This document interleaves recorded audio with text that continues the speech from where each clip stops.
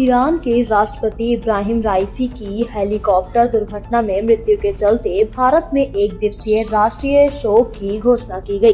भारत सरकार ने एक दिवसीय शोक की घोषणा की, जिसके चलते राष्ट्रीय भवन पर लगे राष्ट्रीय ध्वज को आधा झुकाया गया। हेलीकॉप्टर दुर्घटना में ईरान के राष्ट्रपति इब्राहिम राइसी और विदेश मंत्री अमीर बदोलाहियान सहित कुल 9 लोगों की जान चली गई थी। फिलहाल हेलीकॉप्टर क्रैश होने की वजह घने कोहरे को बताया जा रहा है, लेकिन कुछ लोग इसे साजिश के तौर पर भी देख रहे हैं।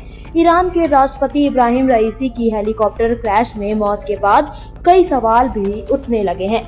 यह हादसा तब हुआ जब राष्ट्रपति राइसी अजरबैजान बॉर्डर क्षेत्र से वापस लौट रहे थे।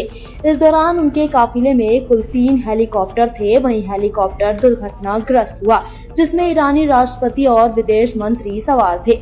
कुछ विशेषज्ञों का मानना है कि यह दुर्घटना ईरान और इजराइल युद्ध के बीच हुई, इसलिए इसको इजराइल से भी जोड़कर देखा जा रहा है। दरअसल इजराइल अपने दुश्मनों को खत्म करने के लिए उसी की जमीन का इस्तेमाल करता है। इन ऑपरेशन को इजराइल की खुफिया एजेंसी मोसाद अंजाम देती है। मोसाद दुनिया के टॉप क्लास खुफिया एजेंसी में शामिल है। ईरान से सटे देश अजरबैजान के इजराइल से बहुत अच्छे संबंध हैं।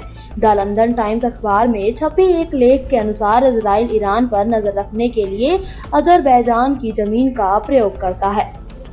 माना जा रहा है कि अगर इस घटना में इजराइल का हाथ पाया गया तो क्षेत्र में तनाव बढ़ सकता है। साथ ही अजरबैजान और ईरान के रिश्तों में एक बार फिर से तल्खियां बढ़ेंगी। विशेषज्ञों का मानना है कि अगर ऐसा हुआ तो दुनिया को एक और जंग का सामना करना पड़ सकता है, जिससे कच्चे तेल और सोने की कीमतों में भारी उछाल दिखाई देगा।